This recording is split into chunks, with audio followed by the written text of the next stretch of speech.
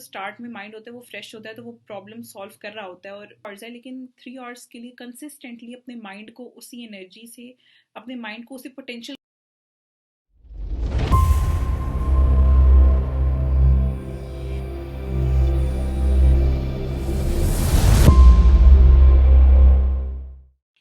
बिस्मिल्लाहिर्रहमानिर्रहीम, अस्सलाम वालेकुम। आई एम अलिशबा बशीर और आज I am going to share with you the route map for your preparations for entry tests since काफ़ी universities के admissions in the near future इंशाल्लाह open हो जाएंगे। So I am going to share with you my journey as well कि what was my experience and how did I prepare.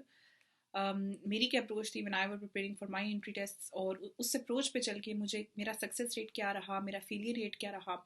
So we are going to discuss each and everything here. So let's get started. Okay guys, so the very first question that I have with me today is my introduction.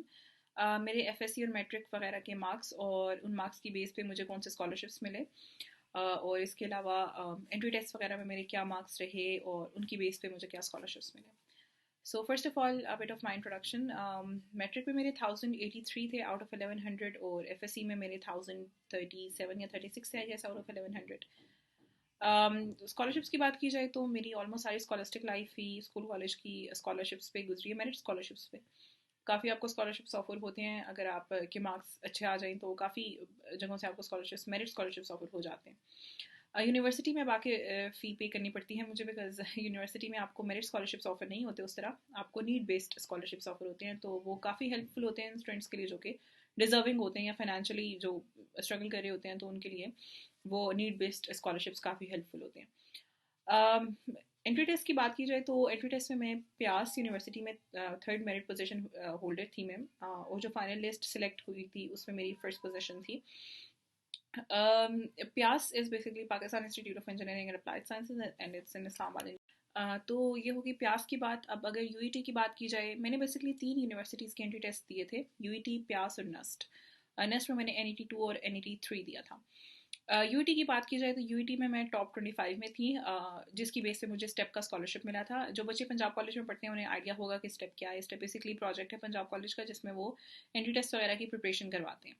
तो मेरी चूँकि first year में marks बहुत अच्छे थे तो उसकी base पे मुझे 100% स्कॉलरशिप मिल रहा था स्टेप की तरफ से. मतलब विदाउट एनी फ़ी में प्रिपरेशन कर सकती थी अपनी एंट्री टेस्ट की थ्रू स्टेप. तो जब आपको कोई चीज़ फ्री में मिल रही हो तो वाई नॉट. तो मेरी बेसिक यही रीज़न थी कि मैंने स्टेप इस वजह से ज्वाइन की थी. लेकिन आप कोई भी अच्छी यूनिवर्सिटी एकेडमी, कोई भी अच्छा इंस्टीट्यूट आप ज्वाइन कर सकते हैं, जो कि जैसे किप्स है और भी काफ़ी एकेडमीज़ हैं जो आपको एंट्री टेस्ट वगैरह की प्रिपरेशन करवाती हैं. तो आप कोई भी ज्वाइन कर सकते हो. मेरी बेसिक रीज़न यही थी कि मैंने वो ज्वाइन की, क्योंकि मुझे स्कॉलरशिप मिल रहा था. अगर आप स्टेप से ही प्रिपरेशन करना चाहते हो तो स्टेप वाले 40,000 आई गेस लेते हैं बगैर स्कॉलरशिप के, जो बच्चे नहीं पढ़े होते, और एक स्पेसिफिक परसेंटेज के बाद वो आपको 50% स्कॉलरशिप भी ऑफर करते हैं. इसके अलावा एक SAT का टेस्ट भी होता है उनका, जो अगर आप उसमें पोजीशन सिक्योर कर लेते हो, लाइक एक मेरिट लिस्ट लगती है, उसमें अगर आप आ जाते हो तो आपको आपकी फ़ी रिटर्न हो जाती है कि आपका टेस्ट होता है स्टेप में रजिस्टर या एडमिशन लेने के बाद और उनके प्रिपरेशंस करने के बाद. जब आप उनका SAT का टेस्ट देते हो और अगर आप आ जाते हो उनमें तो वो आपको फ़ी रिटर्न कर देते हैं. तो ऐसे ही काफ़ी स्कॉलरशिप्स वगैरह वो ऑफर करते रहते हैं. तो स्टेप की तरफ से मुझे स्कॉलरशिप मिला था तो इस वजह से मैंने अपनी प्रिपरेशन वहाँ से की. आप कोई भी अच्छी अकेडमी ज्वाइन कर सकते हो. तो जब मैंने यूईटी का टेस्ट दिया था, यूईटी में मेरे टॉप 25 में मैं आ गई थी. यूईटी में भी अच्छे मार्क्स थे मेरे, जिसकी बेस पे मुझे फिर यूईटी स्टेप वालों ने स्कॉलरशिप दिया, जो कि मेरा for the rest of graduation है. मतलब जब तक मैं ग्रेजुएट नहीं हो जाती तब तक वो मुझे स्कॉलरशिप मिलता रहेगा, जितनी भी मेरी कॉस्ट आती है पढ़ाई वगैरह.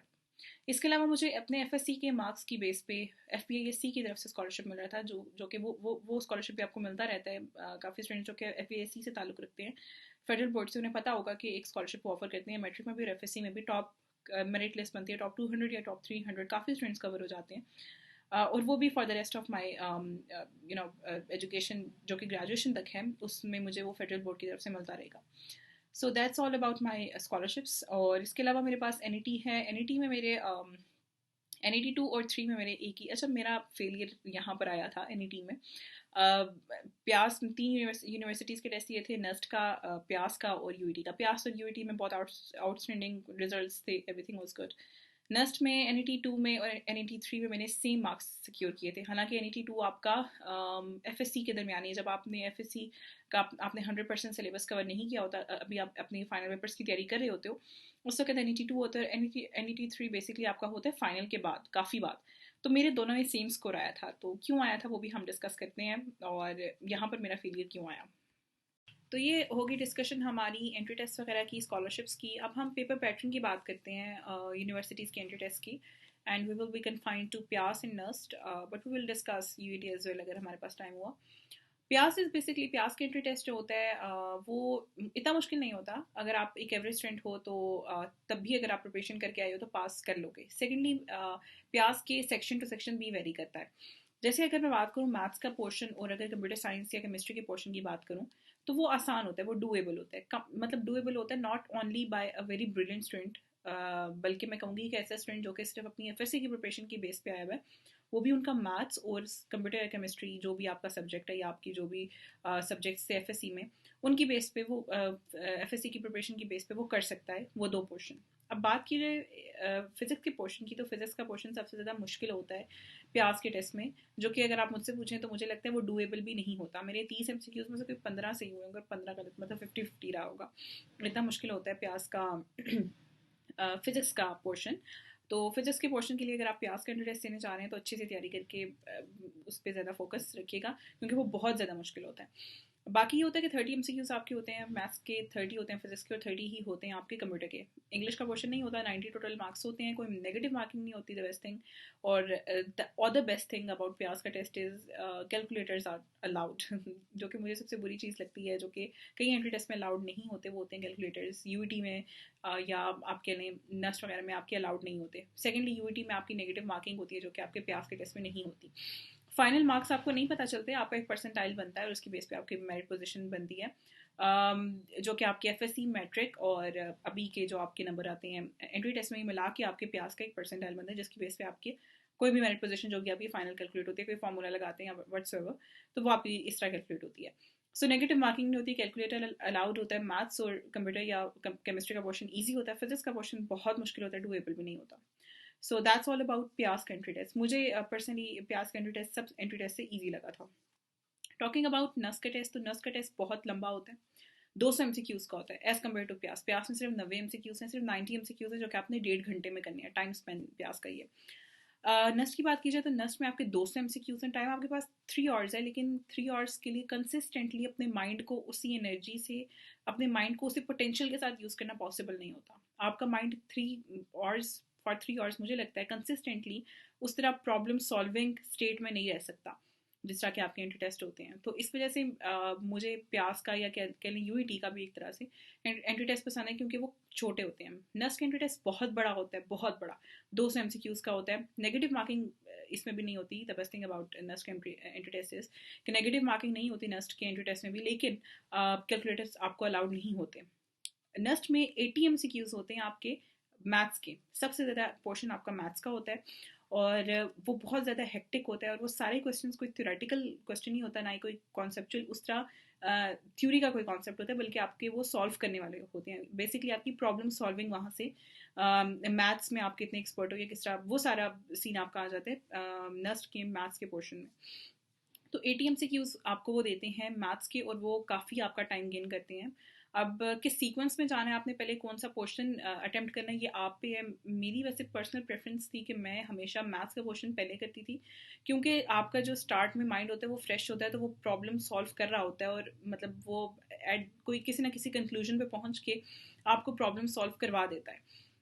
इस वजह से मैं जो थ्योरेटिकल पोर्शन होता था, थ्योरी के MCQs का, वो मैं एंड पे रखती थी। तो 80 MCQs आपके होते हैं, और वो बहुत बहुत आपको बहुत टायरिंग और बहुत ज़्यादा एफर्ट और बहुत एनर्जी आपकी कंज्यूम करते हैं MCQs। और उसके बाद फिर आपके 60 MCQs आप मैंने सुने हैं वो उन्होंने चेंज कर दिया है। केमिस्ट्री का पहले हमारे जब मैंने दिया था 1 या 2 साल पहले, तो ये था कि हमारे 60 MCQs उसके बाद फिजिक्स के होते थे, 30 MCQs होते थे कंप्यूटर के या केमिस्ट्री के। आपका जो भी फील्ड ऑफ स्टडी है, मेरा कंप्यूटर था तो मेरे कंप्यूटर के 30 MCQs थे। उसके बाद 10 MCQs आई गेस इंग्लिश के, या 20-10 या 20, ये रेशो थी, और उसके बाद 10 MCQs आपके IQ के होते थे। IQ तो हम लोग मतलब उसके लिए टाइम ही नहीं बचता था, हम लोग बस वो रैंडम ही लगाते थे, क्योंकि नेगेटिव मार्किंग नहीं होती, तो इट्स बेटर कि आप लगा दें, कोई ना कोई आंसर लगा के आएँ। टॉकिंग अबाउट कंप्यूटर का पोर्शन और फिजिक्स का पोर्शन, तो वो थियोरेटिकल होते हैं। जैसे कंट्रेरी टू यूईटी का टेस्ट, तो यूईटी में कंप्यूटर और फिजिक्स वो दोनों भी मैथमेटिकल होते हैं, सारे पोर्शंस न्यूमेरिकल होते हैं। कंप्यूटर के टेस्ट में वो आपको सारे प्रोग्राम्स सॉल्व करने को देता है, और क्या कहते हैं फिजिक्स के टेस्ट में वो आपको सारे मैथमेटिकल न्यूमेरिकल्स जो है वो सॉल्व करने को देता है, अगर बात की जाए यूईटी के टेस्ट की। तो नेस्ट में ये नहीं होता, नेस्ट में थ्योरी बेस्ड एमसीक्यूज आते हैं आपके फिजिक्स के पोर्शन के भी और कंप्यूटर के पोर्शन के भी। तो वो करना आपके लिए कंपैरेटिवली, मतलब वो जब आप 80 MCQ कर आते हो और बहुत एग्जॉस्ट हो चुके होते हो, तो आप वो फिर जल्दी जल्दी कर लेते हो। और बेसिकली जो बुक फॉलो होती है ना, वो पंजाब बोर्ड की ही होती है, फेडरल बोर्ड की इतनी बुक्स फॉलो नहीं होती। मैथ्स में भी, मैथ्स और फिजिक्स की तो सेम ही होती है पंजाब फेडरल की, लेकिन जो होती है कंप्यूटर में या केमिस्ट्री में, यहाँ पर आके केमिस्ट्री का नहीं पता मुझे, लेकिन मेरा कंप्यूटर फील्ड ऑफ स्टडी था, तो कंप्यूटर में आके डिफरेंस होता है उनकी बुक का, पंजाब बोर्ड की और फेडरल की बुक का। तो जब आप एंट्री टेस्ट के लिए प्रिपरेशन कर रहे हो, तो अपनी प्रेफरेंस रखो, या बायो के भी जो बच्चे उन्हें भी होता है पता है कि जो MD कैट होते हैं ये पंजाब बोर्ड की बुक से बनते हैं, बल्कि उनके तो काफ़ी डिफरेंट सिलेबस आ जाता है। एनी हाउ, तो हमारा जो होता है वो पंजाब बोर्ड की बुक से बनता है। जितने भी आप एंट्री टेस्ट की प्रिपरेशन करें, पंजाब बोर्ड की बुक्स को प्रेफरेंस रखो। अगर अगर आपकी कोई बुक और पंजाब बोर्ड की कोई बुक डिफरेंट है, तो आप पंजाब बोर्ड की बुक को प्रेफरेंस रखो, वहाँ से प्रिपेयर करो। जैसे पंजाब बोर्ड की बुक में कंप्यूटर में सी लैंग्वेज है, और हम लोग सेकंड ईयर में C++ पढ़ते हैं, तो वो जो बच्चे 9th में सी नहीं पढ़ के आए होते, मतलब जिनका ICS का बैकग्राउंड नहीं होता, उन्हें थोड़ी मुश्किल होती है। उन्हें सेंटेक्स, चूंकि इतना डिफरेंस नहीं है लेकिन थोड़ा बहुत डिफरेंट सेंटेक्स का है, तो वो ऑब्वियसली एक बंदे को इंटायरली डिफरेंट लैंग्वेज लगती है, तो वो उसको अडॉप्ट करने में थोड़ा मसला होता है। तो इस वजह से आपकी पंजाब बोर्ड की बुक में चूंकि सी लैंग्वेज है, तो इस वजह से आपकी MCQs में भी सी लैंग्वेज ही आती है। फॉर एग्जांपल उसमें नेक्स्ट एंट्री टेस्ट में, बाकी एंट्री टेस्ट में भी सब पंजाब बोर्ड्स की बुक को फॉलो करते हैं।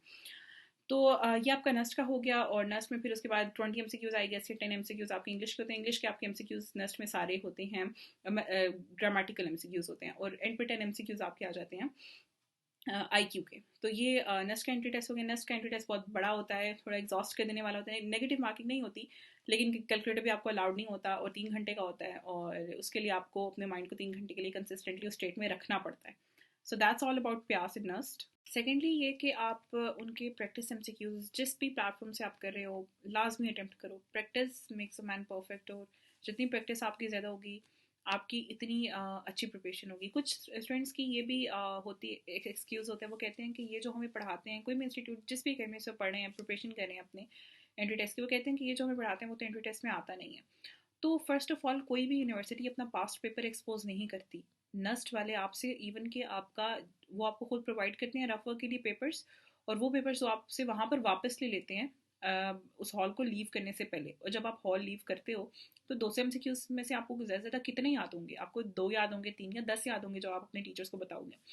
तो बेसिकली कोई भी पास पेपर किसी भी यूनिवर्सिटी का एक्सपोज नहीं होता, नस्ट का भी नहीं होता, और वो अपने रफ वर्क के पेजेस भी वापस ले लेते हैं, जिससे कोई क्लू मिल जाए कि इसके एंट्री टेस्ट में पास पेपर में क्या आया था क्या नहीं आया था। इसी तरह यूईटी वाले भी अपने जो जिन शीट्स पे आप अपना रेफर करते हो वो आपसे वापस ले लेते हैं। प्यास में भी यही सीन होता है। मुझे बाकी यूनिवर्सिटीज़ का नहीं पता, इन तीनों का मैंने दिया था। तो पास्ट पेपर्स कोई भी यूनिवर्सिटी अपनी एक्सपोज नहीं करती। तो ऐसा नहीं हो सकता कि कोई भी आपको प्रिपरेशन करवा रही है अकेडमी, तो वो 100% वही आपको करवाएगी जो कि आपके पेपर में आएगा, जो आपके एंट्री टेस्ट में आएगा। बेसिक मकसद ये होता है आपको इतने मुश्किल MCQ सॉल्व करवाने का, या इतने मुश्किल MCQs करने का। या मेरी रिकमेंडेशन ऐसी क्यों है कि आप ज़्यादा से ज़्यादा प्रैक्टिस करो, क्योंकि ये चीज़ आपके माइंड को स्टिमुलेट करती है, आपको उस दुनिया से निकाल देती है FSC की, जो कि आपको लग रही होती है कि बहुत आसान है, और आपको लगता है कि उसी तरह के आपका एंट्री टेस्ट पे आएगा। तो वो आपको उस डिल्यूजन से एक तरह से निकाल के थोड़ा सा टफ दुनिया में लाती है, जिसमें आपके रोंगटे खड़े होते हैं, या आप थोड़ा सा पैनिक होते हो।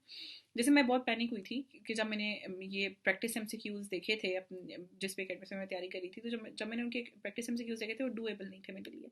तो ये इस चीज़ ने मुझे काफ़ी पैनिक किया। तो फिर आप एक दफ़ा खोल के देखो MCQs, जो कि प्रैक्टिस MCQs होते हैं, तो फिर आपको वहाँ से आइडिया हो जाएगा।